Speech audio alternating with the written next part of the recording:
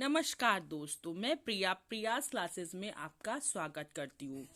हमारे पिछले वीडियो में हमने द्वितीय विभक्ति से संबंधित सूत्रों के बारे में चर्चा की थी।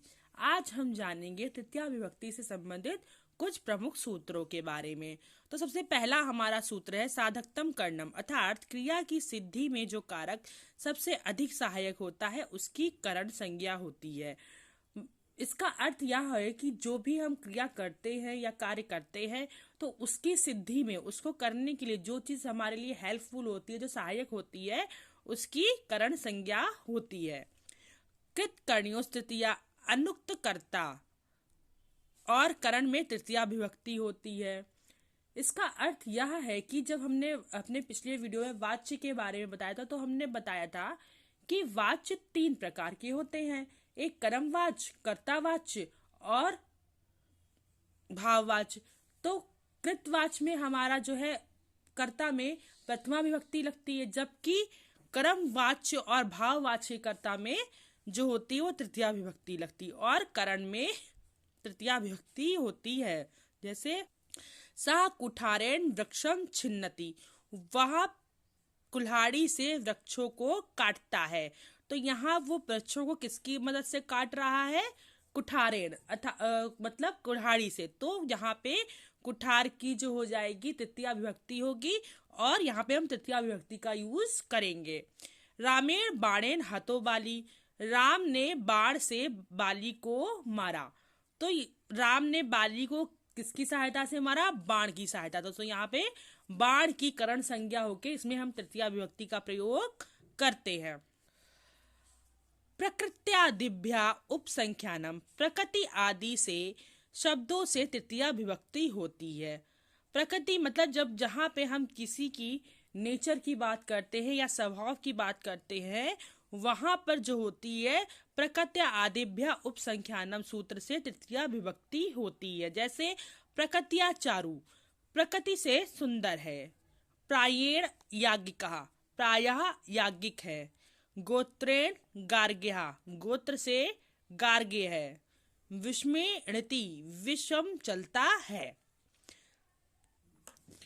अपवर्गे तृतीया, फल प्राप्ति या कार्य सिद्धि का बोध कराने के लिए कालवाची तथा मार्गवाची शब्दों से अत्यंत संयोग में तृतीया विभक्ति होती है।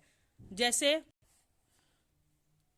अहम क्रोशेन व अनुवाक को अधतः, दिन भर या कोस भर निरंतर कार्य करके अनुवाक पढ़ लिया।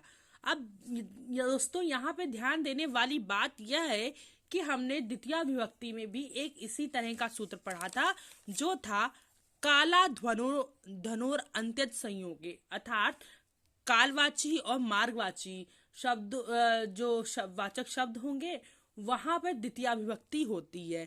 कब होती? अब इसमें और इसमें फर्क क्या है ये देखते हैं। इसमें फर्क ये है कि यहाँ पर जो होता है वो क्रिया हो रही होती है, कॉन्टिन्यूअसली हो रही है, निरंतरता में होती है। जैसे छात्रा कोशम अधीते, छात्र कोश भर लगातार पढ़ता है।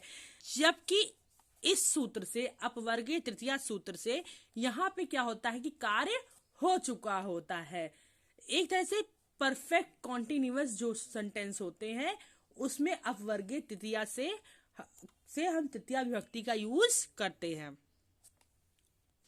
यदि निरंतर कार्य करते हुए कार्य की सिद्धि नहीं होती है तो कालवाची या मार्गवाची से तृतीया नहीं होती है, अपितु काल धनंतरो यंत्र संयोगे से द्वितीया विभक्ति होती है।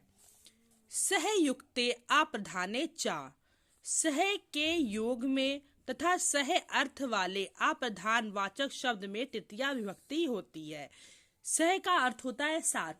तो जो भी जितने भी शब्द जो सह, अगर किसी वाक्य में सह शब्द का प्रयोग होता है अथवा इसका अर्थ वाले जो हैं शब्दों का प्रयोग होता है तो उन शब्दों में जो होता है तृतीया विभक्ति लगती है। जैसे पुत्रेण सह गता पिता, पुत्र के सहित पिता आया। राम जानक्याम साक्यम गच्छति, राम जानकी के साथ जाते हैं। येनांग विकारा, जिस विकृत अंग से अंग का विकार लक्षित होता है उस अंगवाची शब्द से तृतीया विभक्ति होती है।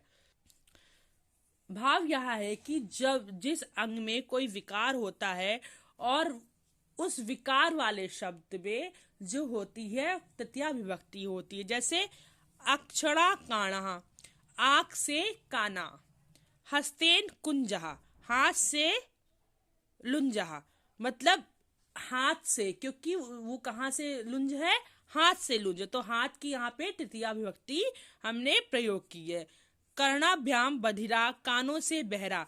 अब इसमें देखिए यहाँ पे अक्षरा था क्योंकि यहाँ पे हमने एक आंख का प्रयोग किया था, तो आंख से काना, और कर्णाभ्याम बधिरा यानी कानों से, यहाँ पे बहुवचन का प्रयोग हुआ है, इसलिए यहाँ पे कर्णाभ्याम बधिरा, कानों से बहरा।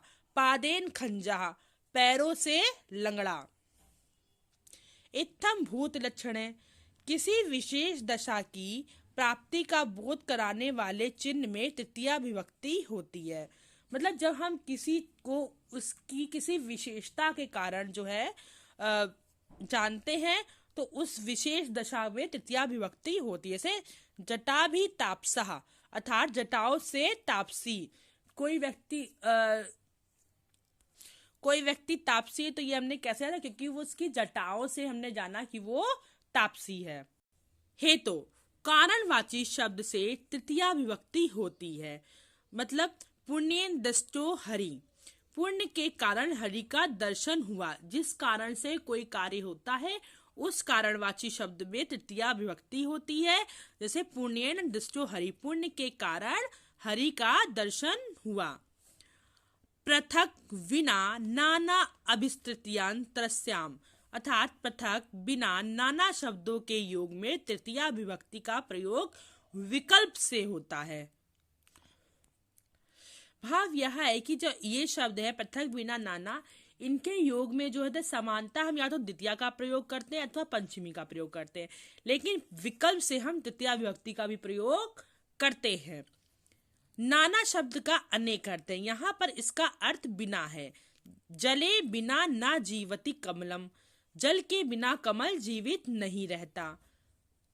ग्रामम पृथक या ग्रामीण पृथक या ग्रामात पृथक, गांव से अलग। अब यहाँ पे देखिए गांव से अलग, यहाँ पे हमने द्वितीया का भी प्रयोग किया है, तृतीया विभक्ति का भी प्रयोग किया है और चतुर्थी विभक्ति का भी प्रयोग किया, क्योंकि गांव से अलग मतलब गांव के बिना। नाना रामेण, नाना रामात, नाना रामम, राम के बिना। तो इसमें हम तृतीया का भी प्रयोग करते हैं, पंचमी का भी प्रयोग करते हैं और द्वितीया का भी प्रयोग करते हैं। तो ये तीन शब्द ऐसे हैं जिसमें हम इन तीनों का प्रयोग, तीनों विभक्ति का प्रयोग करते हैं। इसी के साथ दोस्तों आज का वीडियो हम यहीं पे समाप्त करते हैं। हम अपने अगले वीडियो में चतुर्थी विभक्ति और उसके प्रमुख सूत्रों के बारे में जानेंगे। तब तक के लिए नमस्कार। अगर आपको मेरा वीडियो पसंद आ रहा तो प्लीज़ लाइक करें, कमेंट करें और सब्सक्राइब करें। Thank you.